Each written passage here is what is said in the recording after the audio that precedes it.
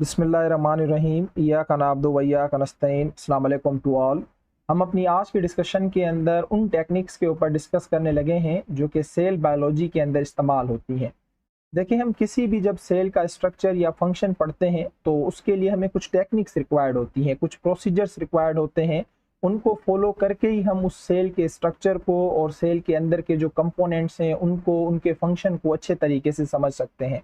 वो कुछ टेक्निक्स जो हैं आप लोगों की बुक के अंदर डिस्कस की गई हैं, जैसे सेल फ्रैक्शनेशन है, डिफरेंशियल स्टैनिंग है, माइक्रो डाइसेक्शन है, टिश्यू कल्चर है, क्रोमेटोग्राफी है, इलेक्ट्रोफोरेसिस है, स्पेक्ट्रोफोटोमेट्री है, माइक्रोस्कोपी है और माइक्रोमेट्री है।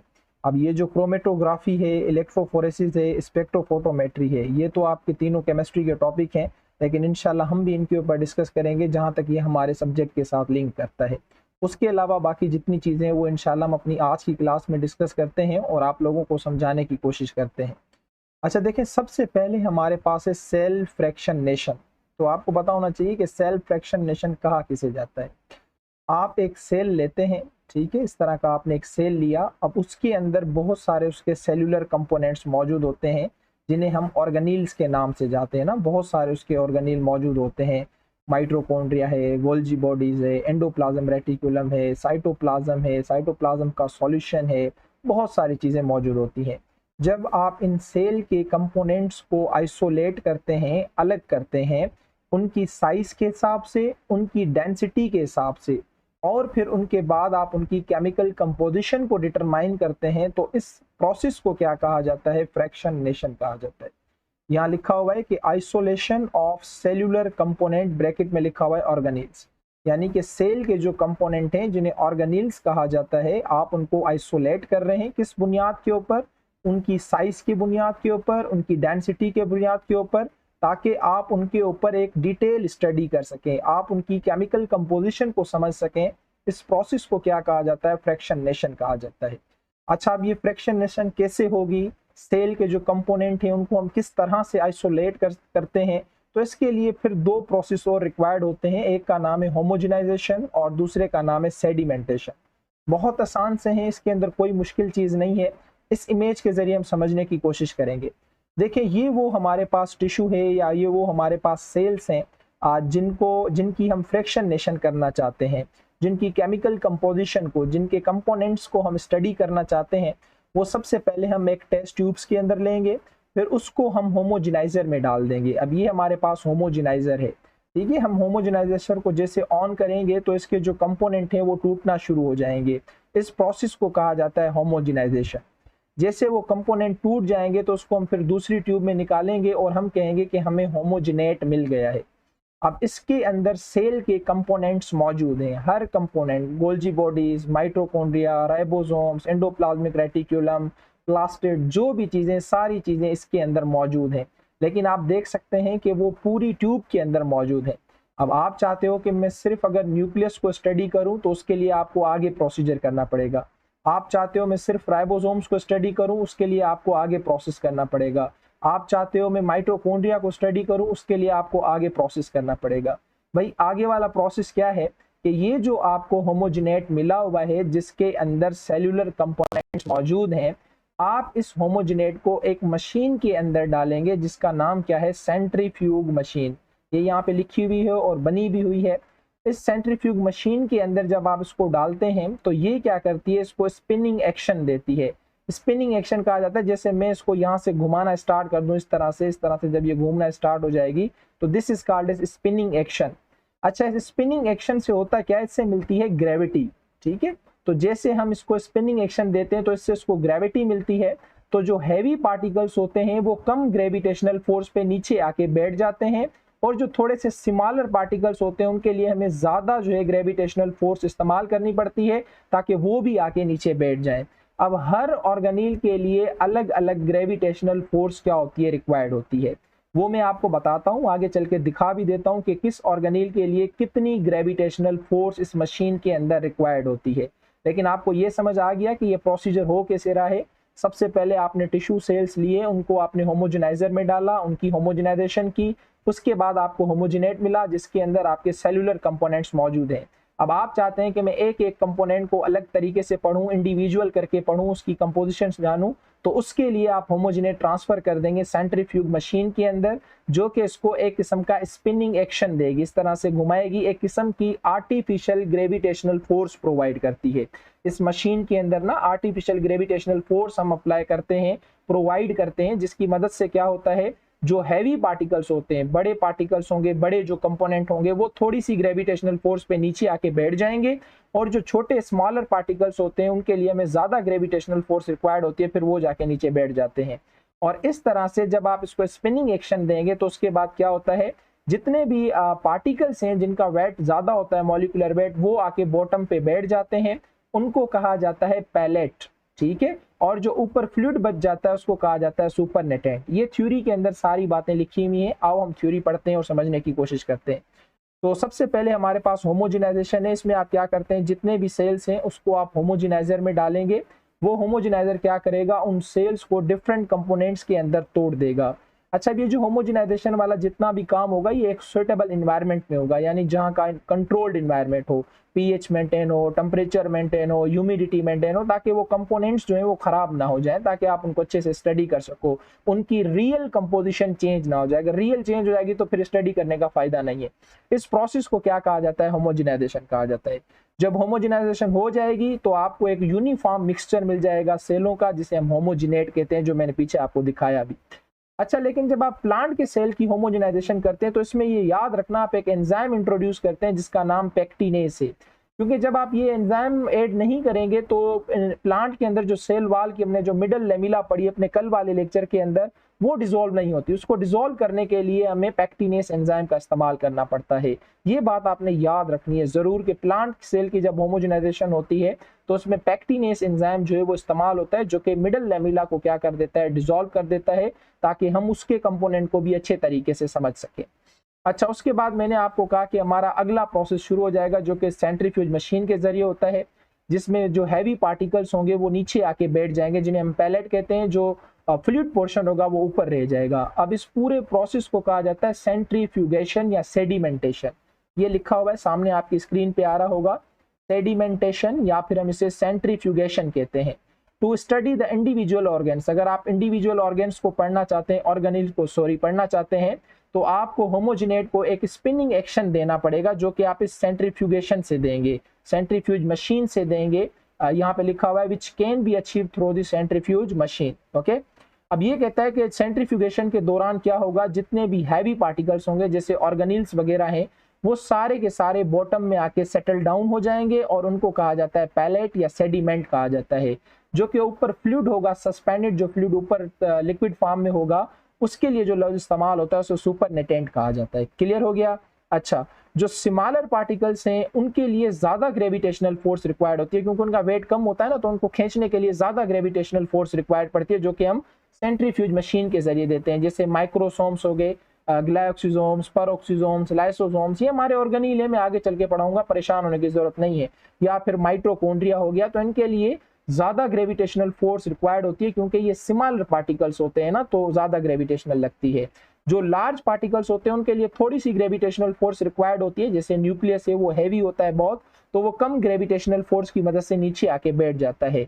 ये कहता है ये एक स्टेप वाइज प्रोसेस है, पहले हम इसको लो स्पीड देते हैं ताकि जो हैवी पार्टिकल्स हैं पहले वो सेटल डाउन हो जाए, फिर उनको हम निकाल के दूसरी ट्यूब के अंदर ट्रांसफर कर देते हैं। मैं समझाता हूँ, फिर आहिस्ता आहिस्ता स्पीड बढ़ाते जाते हैं, तो जो स्मॉलर पार्टिकल्स हैं वो भी नीचे बैठते जाते हैं। ठीक है, अब ये वाली जो आखिरी पॉइंट है, हो सकता है ये आपको अभी से समझ ना आई हो, तो यहाँ इस इमेज के अंदर ये मैं आपको और भी क्लियर करके समझा देता हूँ, परेशान होने की जरूरत नहीं है।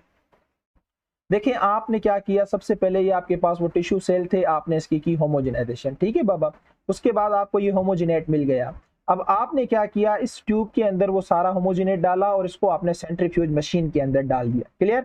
जब आपने सेंट्रीफ्यूज मशीन के अंदर डाल दिया तो इसके लिए जो 1000 G लिखा हुआ है, G stand for gravitational force, आप इसे 1000 ग्रेविटेशनल फोर्स जब देंगे 10 मिनट के लिए, तो आपका जो न्यूक्लियस है और जो दूसरे सेलुलर डेब्रिस है वो आके नीचे बैठ जाएंगे। ये आपको नजर आ रहा है, ठीक है, ये न्यूक्लियस आपका नीचे बैठ गया है। अब आप यहाँ से क्या करेंगे, न्यूक्लियस को इसी ट्यूब में रहने देंगे, बाकी जितना भी सुपरनेटेंट होगा, बाकी जितना भी कंपोनेंट होंगे सेलुलर, वो सारे आपने निकाल के फिर दूसरे इसमें डाल देने। यहाँ पे लिखा भी हुआ है कि आपने सुपरनेटेंट को दूसरे में क्या कर दिया, ट्रांसफर कर दिया।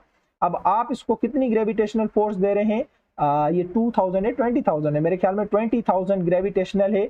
15 मिनट के लिए जब आप इसे देंगे तो आपका माइट्रोकॉन्ड्रिया और आपका क्लोरोप्लास्ट, अगर प्लांट का सेल होगा तो वो आके नीचे बॉटम में बैठ जाएंगे। भाई बैठ गए हैं, फिर आप क्या करेंगे, सुपरनेटेंट को दूसरी ट्यूब के अंदर ट्रांसफर कर देंगे। कर दिया आपने, फिर आप इसको 1 लेक, मेरे ख्याल में मुझे इतना नहीं पता ये 1 लेक है, पता नहीं क्या है, आप लोग खुद देख लेना। 1 लेक ग्रेविटेशनल जब आपसे फोर्स देंगे फॉर 1 आवर 60 मिनट्स के लिए, तब जाके आपके माइक्रोसोम्स नीचे बॉटम में आके बैठ जाएंगे। फिर जो सुपरनेटेंट होगा वो फिर आप दूसरी ट्यूब में डालेंगे और उसके बाद आप इसे 1.5 लेक ग्रेविटेशनल फोर्स देंगे 3 घंटे के लिए, तब जाके आपके राइबोसोम्स जो है वो बिल्कुल बॉटम पे आके बैठ जाएंगे। तो देखें आपने किस तरह से पहले एक ट्यूब के अंदर सेंट्रीफ्यूगेशन की, न्यूक्लियस वाला इसी ट्यूब के अंदर रहने दिया और सुपरनेटेंट दूसरी ट्यूब में डाल दिया। फिर उसके बाद माइट्रोकॉन्ड्रिया मिला, फिर सुपरनेटेंट तीसरी ट्यूब में डाल दिया, फिर माइक्रोसोम्स मिले, फिर सुपरनेटेंट चौथी ट्यूब में डाल दिया। तो इस तरह की जो सेंट्रीफ्यूगेशन हो रही है इसको कहा जाता है डिफरेंशियल सेंट्रीफ्यूगेशन। क्योंकि सेंट्रीफ्यूगेशन के भी मुख्तलिफ टाइप होते हैं, जैसे आप फेडरल बोर्ड में पढ़ोगे ना, वहाँ पे डेंसिटी ग्रेडियंट सेंट्रीफ्यूगेशन है, अलग अलग टाइप होते हैं, लेकिन आपकी बुक में सिर्फ डिफरेंशियल सेंट्रीफ्यूगेशन लिखी हुई है जो मैंने आपको समझा दी। भाई इससे आसान में क्या दुनिया का कोई भी टीचर आपको नहीं समझा सकता, और उम्मीद है कि ये आपको समझ आ भी गया होगा। अच्छा, उसके बाद जो हमारा अगला स्टेप होगा वो अगला स्टेप होगा स्टेनिंग का। बहुत आसान सा है। देखो हमारे पास जो ट्रांसपेरेंट सेल या फिर जो ट्रांसपेरेंट टिश्यूज होते हैं जिनके पास कोई कलर नहीं होता ना, तो उनको थोड़ा सा स्टडी करना मुश्किल हो जाता है। तो हम क्या करते हैं, उनको आसान तरीके से स्टडी करने के लिए, उनके अंदर फर्क जानने के लिए, डिफरेंस पहचानने के लिए हम कुछ कलर्स, कुछ डाइस का इस्तेमाल करते हैं, और इस टेक्निक को क्या कहा जाता है, स्टेनिंग कहा जाता है। तो इसमें क्या मुश्किल चीज है, to study the difference between 2 transparent cells और टिश्यूज। जो आपके ट्रांसपेरेंट सेल्स होते हैं, जो ट्रांसपेरेंट टिश्यूज होते हैं मुख्तलिफ किस्मों के। अब देखो ये हमारे पास 2 सेल है ना, दोनों ही ट्रांसपेरेंट है, मुझे क्या पता चले कि इसके अंदर का स्ट्रक्चर फंक्शन क्या है, इसके अंदर का स्ट्रक्चर फंक्शन क्या है। तो जब मैं इसके अंदर कलर डालूंगा, जब मैं इसके अंदर डाइस डालूंगा, तो इस टेक्निक को स्टेनिंग कहा जाएगा। और इससे क्या होगा कि वो जो 2 सेल है ना, उनका डिफरेंस क्लियर हो जाएगा। नीचे जैसे आप इमेज के अंदर दे सकते हैं, अभी तक मैं यहाँ पे गया नहीं हूँ। Like in case of WBCs we use different dyes. जैसे WBC के जो सेल होते हैं उनको मालूम करने के लिए हम डिफरेंट किस्मों के डाइज इस्तेमाल करते हैं, जिसे डिफरेंशियल स्टेनिंग कहा जाता है। क्यों डिफरेंशियल स्टेनिंग, क्योंकि हम जब डाइज डालते हैं तो हमें डिफरेंस सामने नजर आ जाता है। अभी देखो हमने इनके अंदर ये डाई हैं, ब्लू रेड कलर के ने, हेमाटॉक्सिलिन, इयोसिन, ये डाई के नाम है। तो यहाँ पे आप देखें WBC के जो 5 टाइप्स हैं, WBC आपके इम्यून सिस्टम के सेल होते हैं। फिर उसके फर्दर 5 टाइप्स होते हैं, लिम्फोसाइट, मोनोसाइट, इजिनोफिल, बेसोफिल, न्यूट्रोफिल। अब ये जितने भी आप यहाँ पे देख रहे हैं, देखें इनके अंदर हमने कलर डाला हुआ है। ये पहले ट्रांसपेरेंट थे, इनका कोई कलर नहीं था, अभी इनके अंदर हमने कलर डाला है। तो आपको पता चल रहा है ना कि लिम्फोसाइट का जो न्यूक्लियस है वो राउंड है, मोनोसाइट का जो न्यूक्लियस है वो थोड़ा सा किडनी की शेप का है, इसका बाय इस तरह से हर किसी का आप देखो आपको जो है वो प्रोमिनेंट तरीके से पता चल रहा है। तो ये किसकी मदद से पता चला, स्टेनिंग की मदद से। और हम कौन सी स्टेनिंग कर रहे हैं, डिफरेंशियल स्टेनिंग कर रहे हैं, जो कि हमें डिफरेंस बता रही है। अच्छा, स्टेनिंग 2 किस्मों की होती है, यानी एक वो जिसे सिंगल स्टेनिंग कहा जाता है, दूसरी वो जिसे डबल स्टेनिंग कहा जाता है। भाई क्या मुराद है इससे, एक स्टेनिंग ऐसी होती है जिसमें हम सिर्फ एक ही स्टेन इस्तेमाल करते हैं, जैसे बोराक्स केमीन को हम इस्तेमाल करते हैं न्यूक्लियस के लिए।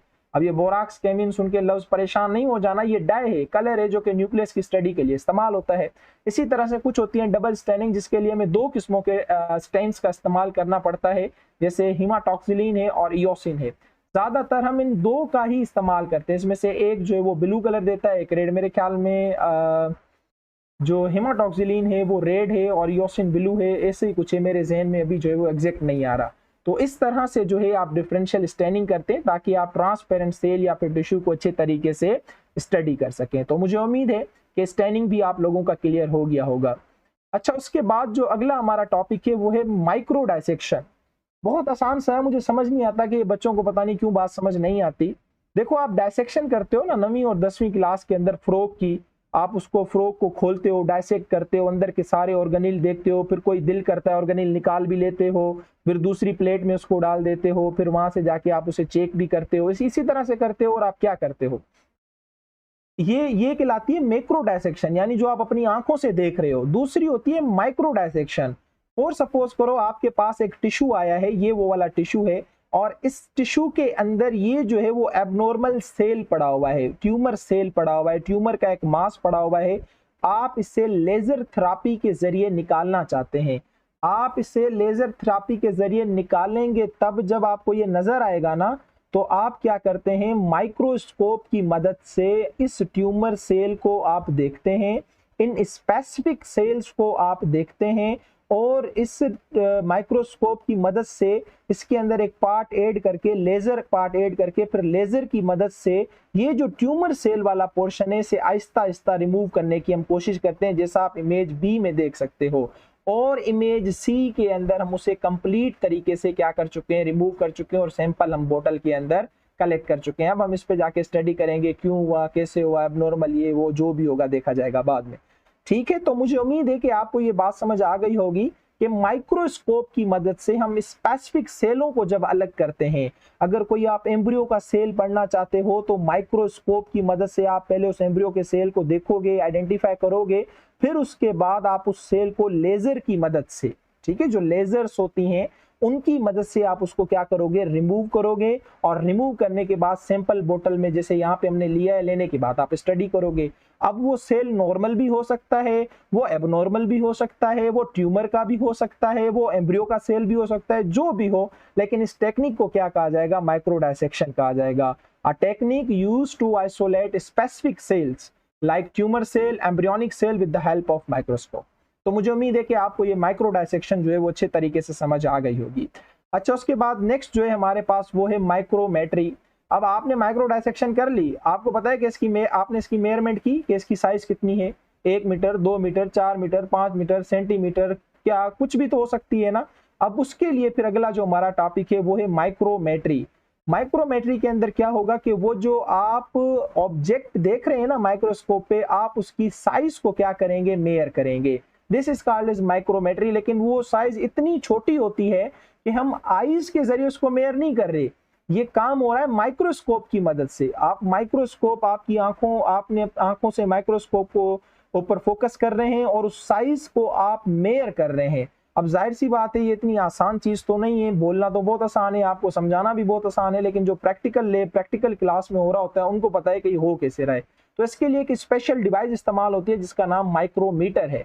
वो फिर माइक्रोस्कोप के साथ जोड़ी जाती है, फिर वो इस तरह से हमें पूरी माइक्रोमेट्री देती है, साइज, जिस भी ऑब्जेक्ट की आप देखना चाहो आपको हर चीज वो अच्छे तरीके से बता देती है। ठीक है बच्चा, ओके। उसके बाद हमारे पास जो नेक्स्ट टॉपिक है, जो डिस्कशन है, वो ये एक छोटा सा नोट है, मैं आप लोगों को बताना चाहता हूँ जो इन्होंने नई बुक के अंदर ऐड किया है।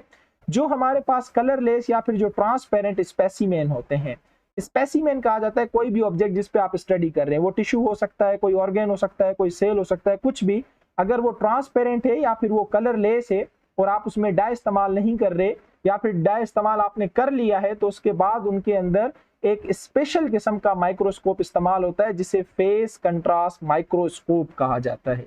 ये थोड़ी सी इंपॉर्टेंट बात थी, तो मैंने कहा कि आप लोगों के साथ में शेयर कर लूं, क्योंकि वो आपसे पूछ सकते हैं कि कलरलेस और ट्रांसपेरेंट जो ऑब्जेक्ट होते हैं, स्पेसिमेन का मतलब है जो ऑब्जेक्ट, फिर सेल, टिश्यू, ऑर्गेनेल, एक्स-वाई-जेड कुछ भी हो सकता है, उसके लिए आप कौन सा माइक्रोस्कोप इस्तेमाल करते हैं, तो उसके लिए हम फेस कंट्रास्ट माइक्रोस्कोप इस्तेमाल करते हैं।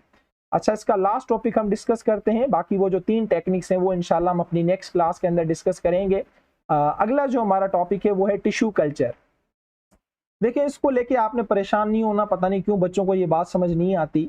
टिश्यू कल्चर से आसान मुराद ये है कि आप एक कंट्रोल्ड इन्वायरमेंट के अंदर, कंट्रोल इन्वायरमेंट में जब भी बात करूं तो समझना टेम्परेचर मेंटेन होगा, ह्यूमिडिटी मेंटेन होगी, पीएच वगैरह मेंटेन होगी, हीट वगैरह मेंटेन होगी, हर चीज मेंटेन होगी, जैसे हमारी बॉडी की एक कंट्रोल इन्वायरमेंट होता है। इस कंट्रोल्ड इन्वायरमेंट के अंदर आप किसी भी सेल को, किसी भी टिश्यू को, किसी भी ऑर्गेन को आर्टिफिशियल न्यूट्रिएंट मीडियम के ऊपर, आर्टिफिशियल न्यूट्रिएंट मीडियम मींस कि मेरी बॉडी के अंदर जो सेल है उसको कौन कौन से न्यूट्रिएंट रिक्वायर्ड हैं जो बॉडी उसको दे रही है।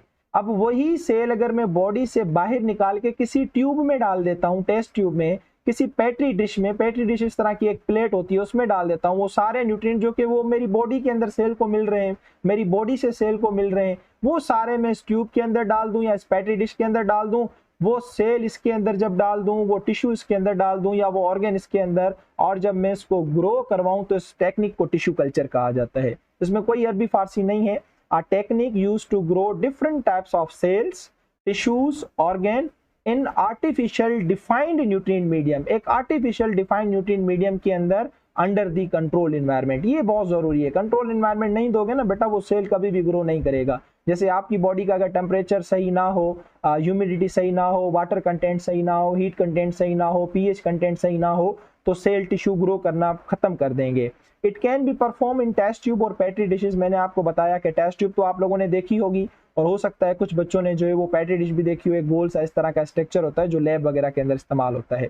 अच्छा, ये टेक्निक सबसे पहले जो है वो इस्तेमाल की गई थी प्लांट्स के ऊपर, तो आपने याद रखना है this techniques was first performed on plants. क्यों? इसका रीजन था क्योंकि प्लांट का जो है हर सेल वो टोटीपोटेंट होता है। टोटीपोटेंट लफ्ज का मतलब मैं समझाऊं आपको कि प्लांट का अगर आप कोई सेल लेते हो ना, ये आपने प्लांट का एक सेल लिया, इसके अंदर ये एबिलिटी होती है कि ये अपने आप को डिवाइड करता है, बहुत सारे अपने आप से इस तरह से सेलों का एक पूरा का पूरा इस तरह से मास बना लेता है। सिर्फ आपने एक सेल लिया और इसने आपको अपने आप को डिवाइड करके पूरा का पूरा सेलों का मास बना लिया। अब ये जो सेलों का इसने मास बना लिया है, इस पूरे मास को कैलस कहा जाता है। क्या कहा जाता है? कैलस। ठीक है, इस तरह से पूरा का पूरा इसने क्या बना लिया? कैलस बना लिया। अब इस कैलस को जब आप छोड़ दोगे ग्रोथ और डेवलपमेंट के लिए, तो इसी कैलस से जो है वो आपके स्टेम निकलना शुरू हो जाएगी और इससे रूट्स निकलना शुरू हो जाएंगी। तो ऐसा सेल जो कि अपने आप को डिवाइड करे, बहुत सारे सेलों का मास बना के दे, और वही सेल आपको फ्यूचर में रूट भी बना के दें, शूट भी बना के दें, तो ऐसे सेलों को टोटीपोटेंट कहा जाता है। और ये प्लांट के सेल होते हैं। मेरा नहीं है कि मैं स्किन का सेल निकालूं और उसको फिर ग्रो करवाऊं, वो अपने आप को डिवाइड तो कर लेगा, एक से बहुत तो बना लेगा, लेकिन उससे पूरा शाहरुख नहीं बन सकता, पूरा मैं नहीं बन सकता। लेकिन प्लांट के अंदर ऐसा होता है कि वो पूरा ऑर्गेनिज्म पूरा का पूरा प्लांट बना लेते हैं, तो ऐसे सेलों को टोटीपोटेंट कहा जाता है। सिंगल सेल, आपने सिंगल सेल लिया इंटरेस्ट का, जिसमें आपका इंटरेस्ट था, आपने डिफाइंड मीडियम में रखा, वो डिवाइड करना स्टार्ट करेगा, एक पूरा का पूरा अनडिफरेंशिएटेड मास बना लेगा सेलों का, जिसे कैलस कहा जाता है। फिर वो कैलस जो है डिफरेंशिएट हो जाएगा, डिवाइड हो जाएगा रूट एंड शूट के अंदर, और अल्टीमेटली एक पूरा आपको पौधा बना के देगा। इस पूरी टेक्निक को क्या कहा जाता है? Tissue culture. यानी एक सेल से आप पूरा पौधा बना रहे हो, this is called as tissue culture. अब ये कहता है कि हम एनिमल के टिश्यूज, एनिमल के सेल्स को भी कल्चर कर सकते हैं। हम एनिमल के सेल टिश्यू को कल्चर इसलिए नहीं कर रहे कि हम उससे पूरा ऑर्गेनिज्म बनाएंगे, हम इसलिए कर रहे हैं कि हम उन सेलों के अंदर देखना चाहते हैं कि कोई एबनॉर्मलिटी तो नहीं है, जैसे कि उस सेल के अंदर कोई कैंसर वाला सेल तो नहीं है, कोई क्रोमोसोमल एबनॉर्मल तो नहीं है, किसी के अंदर क्रोमोसोम्स कम है, ज्यादा है, क्योंकि जेंडर पूरा चेंज हो जाता है क्रोमोसोमल नंबर से। तो इस तरह की चीजें देखने के लिए हम टिश्यू कल्चर को जो है वो एनिमल्स के लिए इस्तेमाल करते हैं। बाकी प्लांट का मैंने आपको बता दिया, और ये टेक्निक जो है ज्यादातर प्लांट के अंदर ही वाइडली यूज होती है। तो मुझे उम्मीद है कि हमारी जो आज की डिस्कशन है ये बहुत अच्छे तरीके से आप लोगों को समझ आ गई होगी। इंशाल्लाह हम अपनी नेक्स्ट क्लास के अंदर जो है वो माइक्रोस्कोप के ऊपर डिस्कस करेंगे, उससे रिलेटेड चीज़ें आप लोगों से शेयर करेंगे, और फिर जो हमारे वो 3 टेक्निक हैं, स्पेक्ट्रोफोटोमेट्री और जेल इलेक्ट्रोफोरेसिस और क्रोमेटोग्राफी, उनके ऊपर हम डिस्कस करेंगे। अपना बहुत सारा ख्याल रखिएगा। अल्लाह हाफिज़।